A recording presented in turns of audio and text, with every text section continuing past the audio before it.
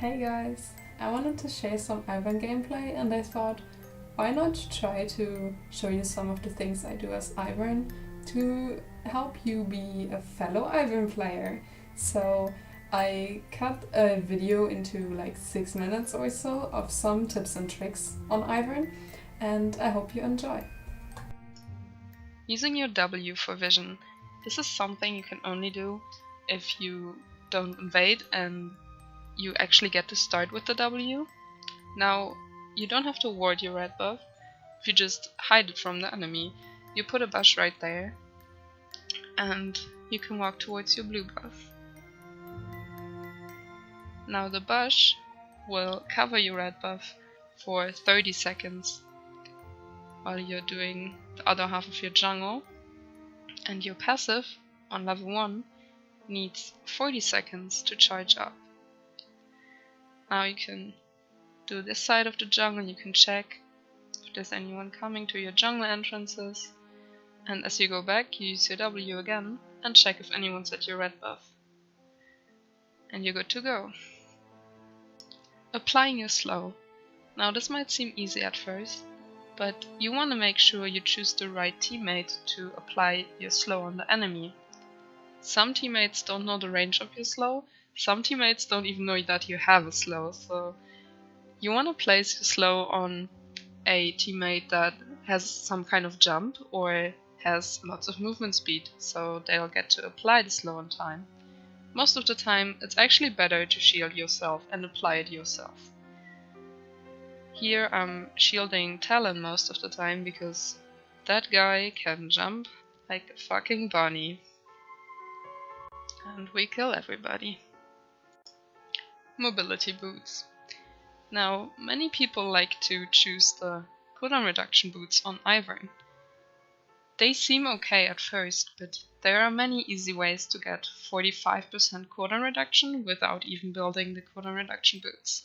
You should build mobility boots to be very fast at clearing and to have insane presence, because you will just walk through the jungle without losing the passive movement speed and be everywhere. It's sick.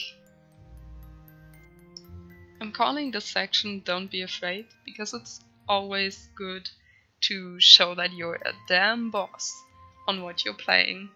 Now, Ivern doesn't deal a lot of damage, I know, sometimes we can't even finish a low target off, but he's pretty good at clearing waves and holding towers because he can defend himself so well. So don't act like you can't do anything on your own. I know you need teammates to win, but you're good to go if you're in early levels. Holding a tower will be no problem.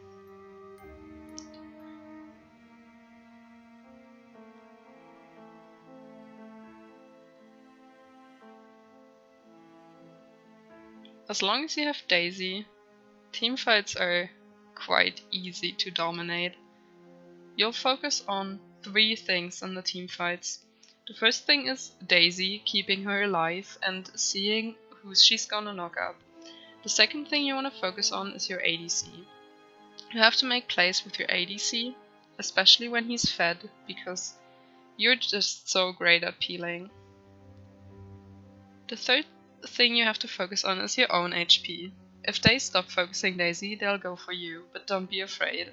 As I said before, you might need teammates from time to time, but you can eat some damage without even worrying. Daisy loves diving. As long as you have Daisy up, going for a dive is no problem. With the mobility boots, you're just going to go around and place yourself behind whoever you want to dive. He seems pretty low. Then you spawn Daisy and she can take a few turret hits before the aggro changes. You want to give her the E so she can land the knockup, go for a Q combo, and he's done. Ivern's Q is not his main engage when you have Daisy up, so you want to practice timing your Q for chain CC. Here you can see me timing it with a Bard on my team, who lands a pretty good ult. So I can Q right after, and the gangplank is done. Understanding Daisy is the main key to becoming a good Ivern player. You want to make sure you spawn her at the right time, and she gets to do as many knockups as possible during fights.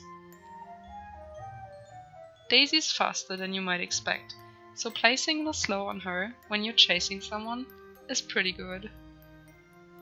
Most of the time she can apply the E slow.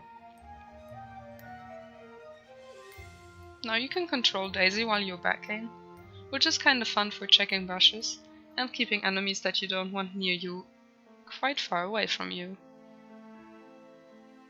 Now sadly my teammate started the dragon because I kinda wanted to kill the Nocturne there. You can let Daisy tank dragons, you can give the shield to Daisy while she's doing it, or just give it to your teammates. Here I engage on Nocturne with a QE combo, and as soon as they turn on me I spawn Daisy. I shield myself because they seem to go for me, and they switch the targets and kill Daisy very quickly. Now my teammates arrive, so this fight is won already.